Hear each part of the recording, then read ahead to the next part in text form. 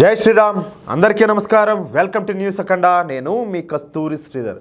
మిత్రులారా, మన దేశంలో ముంబై నగరంలో మానహోమం సృష్టించినటువంటి ఈ తహూర్ రాణా గాడి పని అయితే ఇంకా ఖతమైపోయినట్టు అని చెప్పి స్పష్టంగా చెప్పుకోవచ్చు.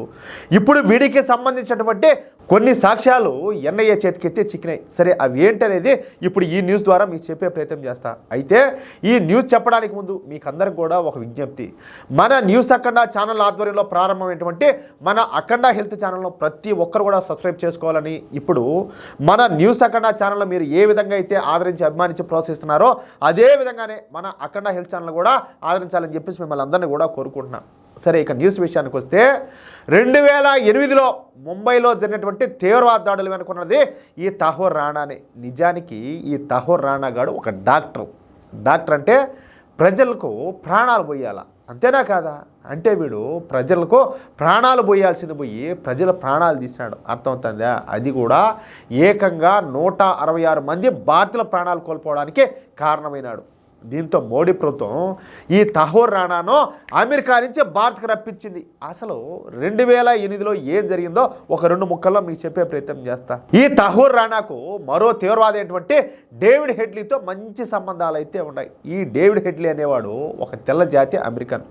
ఇక ఈ డేవిడ్ హెడ్లీ తెల్ల జాతి అమెరికన్ కావడంతో వీడిపైన ఎవరికీ అనుమానం రాదన్న ఉద్దేశంతో భారతదేశంలో రెక్కి నిర్వహించడానికి చెప్పేసి ఈ తహూర్ రాణా గాడు ఈ డేవిడ్ హెడ్లీను భారత్కు పంపించాడు. చూడండి ఎన్ని తెలివితేటలో.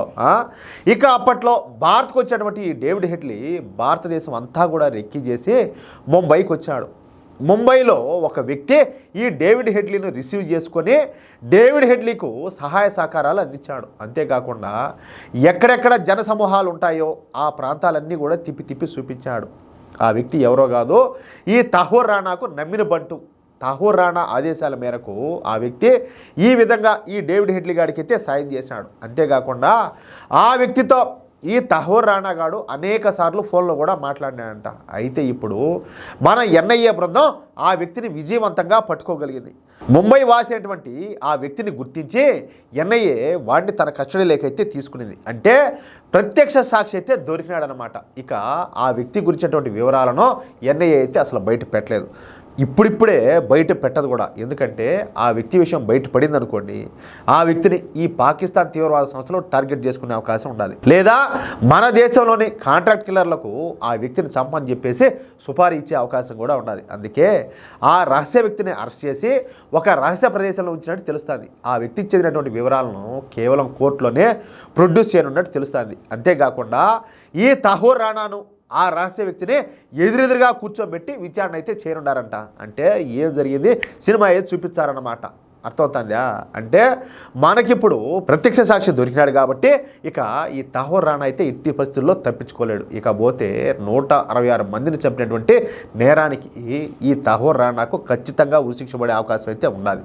అవకాశం ఉండడం కాదు, పడ్డం మాత్రం ఖాయం. అర్థమవుతుందా? అది మిత్రులారా, ఈ న్యూస్ కనుక మీకు నచ్చినట్లయితే ఖచ్చితంగా ఈ న్యూస్ నలుగురికి షేర్ చేయండి. అదేవిధంగా ఈ న్యూస్ ద్వారా నేను ఒకటైతే కోరుకుంటున్నా, ఎవరైతే మన ఇంటెలిజెన్స్ బృందాలు కావచ్చు, అదేవిధంగా మన భారతీయ ప్రభుత్వానికి తప్పనిసరిగా ప్రతి భారతీయుడు కూడా హ్యాట్స్ ఆఫ్ చెప్పాలి. ఎందుకంటే ఈ కాంగ్రెస్ ప్రభుత్వం అధికారంలో ఉన్నప్పుడు మానహోమం సృష్టించినటువంటి ఈ నరలోప రాక్షసులను జుట్టు పట్టుకొని మెట్టుతో కొడతా ఈడ్చుకొని వచ్చారు బయట దేశాల నుంచి మన దేశానికి. ఇప్పుడు వీళ్ళని విచారించి దీని వెనక అంటే ఈ పాప వెనక ఎవరెవరైతే ఉన్నారో, ఎంతమంది అయితే ఉన్నారో అందరినీ జైలుకి లాగి వరుస పెట్టి నిలవనా ఉరిదీయాలి. అది మాత్రం పక్కా.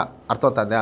కాబట్టి మీ యొక్క అమూల్యమైన అభిప్రాయాలను తప్పనిసరిగా కామెంట్ రూపంలో తెలియజేయండి. ఇంకొక విషయం ఏంటంటే, ఇంతవరకు మీరు కనుక మన ఛానల్ సబ్స్క్రైబ్ చేసుకున్నట్లయితే ప్రతి ఒక్కరూ మన ఛానల్ సబ్స్క్రైబ్ చేసుకోండి, సపోర్ట్ చేయండి ప్లీజ్.